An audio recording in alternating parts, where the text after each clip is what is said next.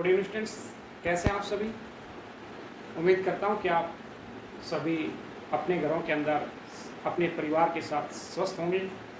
मैं आपसे एक निवेदन भी करना चाहता हूं बेटा, आपके आस पड़ोस में ऐसे बच्चे जो किसी दूसरे स्कूल से शिफ्ट होना चाहते हैं, खासकर प्राइवेट स्कूल के बच्चे शिफ्ट होना चाहते हैं, तो मेरा आपसे निवेदन है कि ऐसे बच्चों को आप मोटिवेट करें और अपने स्कूल में लेके आएँ। मैं प्रतिदिन स्कूल में आता हूँ, उनके जो भी डॉक्यूमेंट्स है, नया बच्चा है तो उसके लिए कोई ज़्यादा ज़रूरत नहीं है। जो फर्स्ट क्लास में जो एडमिशन लेना चाहता है उसके केवल स्वयं का आधार कार्ड, माता पिता का आधार कार्ड आप लेके स्कूल में आ जाएं, उनका हम एडमिशन करेंगे। बाकी जो बच्चे हैं जो किसी स्कूल में पढ़ रहे थे उनकी खाली हमें एसएलसी चाहिए और उस एसएलसी के आधार पर हम एडमिशन कर लेंगे। अब हम अपने टॉपिक पे आते हैं। हमारा लेसन चल रहा था थर्ड, और इस लेसन में हमने परिवार और विवाह के बारे में किया। विवाह के हमने 8 प्रकार बताए थे। इसके अलावा 2 तरह के और विवाह है जिन्हें आज हम समाज में प्रचलित देखते हैं। एक है अंतर्विवाह और एक है बहिर्विवाह। सबसे पहले बात करते हैं अंतर्विवाह क्या होता है। अंतर्विवाह के अंदर जब पुरुष अपनी ही जाति में विवाह करें, जैसे आपने देखा होगा कि हर व्यक्ति का जो विवाह है उसका विवाह अपनी ही जाति में होता है। जैसे ब्राह्मण है तो ब्राह्मण के ही विवाह होता है, राजपूत है तो राजपूत के, जाट है तो जाट के, यानी हर जाति के विवाह अपनी ही जाति के अंदर होते हैं। तो ऐसे विवाह को अंतर्विवाह के नाम से जाना जाता है। बहिर्विवाह कौन सा है? आपने देखा होगा हमारे सब के गोत्र है। क्या है? गोत्र। और आपने ये भी देखा कि जब हम शादी करते हैं तो थोड़ा सा डिटेल में जाएं तो लगभग 4 गोत्र छूटते हैं। स्वयं का, माँ का, नानी का, दादी का, इनके गोत्र छोड़ दिए जाते हैं। लेकिन यहां हम केवल बात करेंगे कि इस विवाह के अंदर हम स्वयं के गोत्र में विवाह नहीं कर सकते।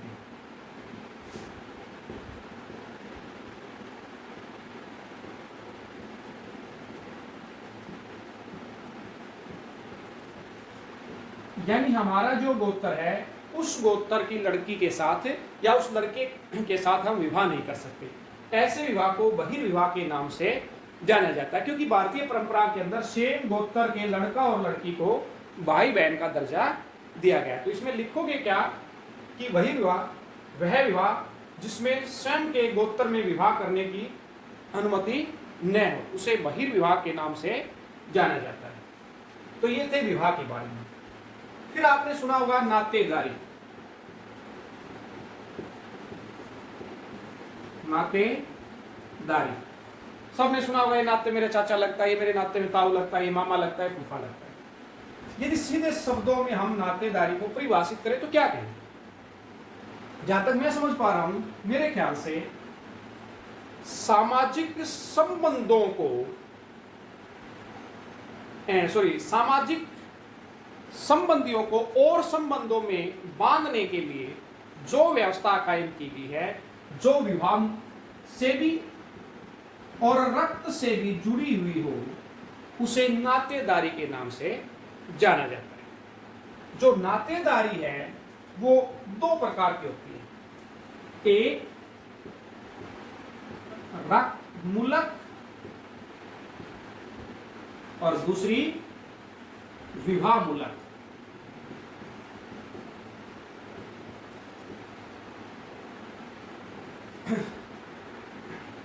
रक्त मूलक यानी वे नाते जो हमारे सीधे रक्त से जुड़े हुए, रक्त से जुड़े हुए, और ये 2 तरह के हो जाते हैं। रक्त में एक है मातृवंश से और दूसरा पितृवंश से। 2 तरह के हो जाते हैं। रक्त मूलक जो सीधे रक्त से जुड़े, जैसे हमारे मामा है, ठीक है। पितृवंश में जो हमारे पिताजी है, फिर उनकी जो सिस्टर है, उनके जो भाई है, वो पितृवंश से चलते हैं। आगे हम कहें रक्त मूलक को और दो भागों में बांटा जा सकता है। एक होता है रेखीय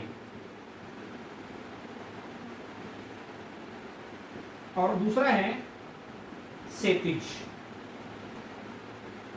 रेखीय यानी जो एक सीधी रेखा में चलते हैं, अर्थात इसने ना लाओ, रोक दे जाए तो मैं कह। एक है रेखीय यानी जो सीधी रेखा के अंदर है चलते, जिसमें किसी प्रकार का कोई व्यवधान नहीं। इसमें क्या होता है, जैसे हमारे परदादा, उसके बाद दादा, उसके बाद पिता, पिता के बाद हम स्वयं या हम कहें कि पुत्र, ये जो नाते हैं वो सीधे एक रेखा में चल रहे हैं। और क्षैतिज जो है वो एक पैरेलल चल पड़े। जैसे ये हमारा हो गया परदादा, यहां जो परदादा के दो संतानें, एक यहां की एक यहां जो रही जिससे हमारे पिता का जन्म हुआ, एक दूसरे दादा जिससे उनके एक और वो जो चाचा कहलाया। फिर आगे जो पिता थे, दादा थे दो भाई, पिता के फिर दो भाई हो गए, फिर एक यहाँ गया। यानी जो पैरेलल साथ में चल रहे हो, चाचा, ताऊ, दादा का भाई, तो इस प्रकार की जो नातेदारी होती है उसे क्षैतिज नातेदारी के नाम से जाना जाता है।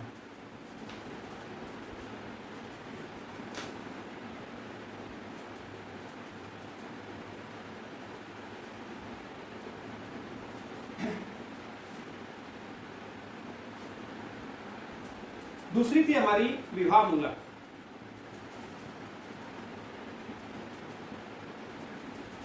विवाह मूलक यानी वो रिश्ते जो किसी विवाह से या वो नाते जिनका जन्म विवाह से होता है। आपने देखा होगा कि जैसे ही आपकी शादी होगी, यदि लड़का है तो हम देखते हैं कि जिस लड़की के साथ शादी हुई है उसका भाई उसका नाते में साला लग जाएगा, उसकी बहन है वो साली लग जाएगी। इसी प्रकार जो लड़की विवाह के बाद अपने ससुराल जाती है, लड़के की जो बहन है वो ननंद हो जाएगी, उसकी माँ सास बन जाएगी। इस प्रकार जो नाते बनते हैं उनको विवाह मूलक नातेदारी कहते हैं। इसके बाद हम चलते हैं गोत्र कि गोत्र क्या है। आपने देखा होगा हम सब अलग अलग अपने सरनेम यानी गोत्र का इस्तेमाल करते हैं। जो शुरुआत में जो गोत्र की परंपरा है वो चली थी ऋषियों से। जो जितने अच्छे ऋषि थे, हर व्यक्ति ने अपने आप को उनसे जोड़ना शुरू कर दिया। जैसे कि हम बोलते हैं वशिष्ठ, ये ऋषि का नाम है और आज ये गोत्र बन गया। इसी प्रकार भारद्वाज, ये ऋषियों के नाम थे और उन्हीं ऋषियों के नाम से लोगों ने उनको यानी उन ऋषियों का अपने आप को वंशज मानना शुरू कर दिया और उसी के नाम से उन्होंने गोत्र की व्यवस्था स्थापित कर दी। अब गोत्र में हम देखते हैं पितृवंशीय गोत्र और मातृवंशीय गोत्र। पितृवंशीय गोत्र यानी जब हम पिता के गोत्र को धारण कर लें, और समाज में यही है कि हमारा जो गोत्र है वो हमारे पिता से, पिता का दादा से, परदादा से, और लास्ट में हम वहीं जाके डटते हैं। यानी हमारा जो गोत्र है वो कहीं ना कहीं किसी ऋषि या उसके बाद उसके जो वंशज थे उनके आधार पर स्थापित हुआ है। आपने ये भी देखा होगा कि जो लड़कियां हैं उनको विवाह के पश्चात अपने पिता का गोत्र त्याग कर अपने पति का गोत्र धारण करना पड़ता है। तो मातृवंशीय गोत्र का मतलब क्या है, जो मैं बताता कि ज्यादातर क्या होता है कि जो औरतें हैं वो शादी के बाद अपने पिता का गोत्र त्याग कर अपने पति का गोत्र धारण कर लेती। लेकिन भारतीय इतिहास में कुछ ऐसे भी उदाहरण मिलते हैं जहां औरतों ने अपने पिता का गोत्र न त्याग कर उन्हीं का गोत्र धारण किया और उसी के आधार पर उनका गोत्र आगे चला। जैसे कि सातवाहन वंश, सातवाहन वंश के अंदर जो औरतें शादी करके आई उन्होंने अपने पिता का गोत्र नहीं त्यागे, और ये भी देखते हैं कि उनसे पैदा हुए बच्चों ने अपनी माता के ही गोत्र को अपनाया, जैसे गौतमी पुत्र सातकर्णी। ठीक है, इस प्रकार सातवाहनों ने दिया। दूसरा, हम यहां सातवाहन वंश में एक चीज और देखते हैं, जो पितृवंश गोत्र अपनाते थे, पहले भी हमने बताया कि उस गोत्र में हमारा विवाह नहीं होता था, लेकिन सातवाहन वंश में स्वयं के गोत्र में भी विवाह हो रहा है, जो हमारी ब्राह्मणीय व्यवस्था जो थी उसको नजरअंदाज कर रहा है। आप देखोगे तो कई रानी ऐसी हैं जो एक गोत्र की, जबकि हम कहते हैं कि हमारी माँ का जो गोत्र है उस गोत्र की लड़की हमारे परिवार में नहीं ला सकते, जबकि सातवाहन वंश में इस प्रकार की व्यवस्था हमें मिलती है, क्योंकि उन्होंने अपना गोत्र अपनाया था, न कि पति का गोत्र। तो ये थी हमारी गोत्र से संबंधित व्यवस्था।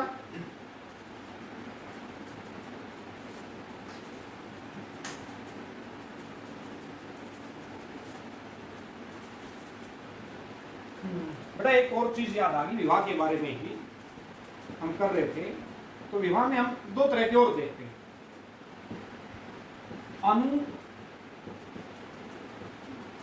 अनुलोम विवाह और प्रतिलोम विवाह।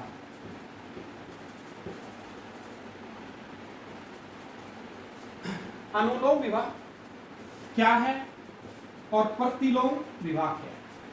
अनुलोम विवाह में क्या होता है, लड़का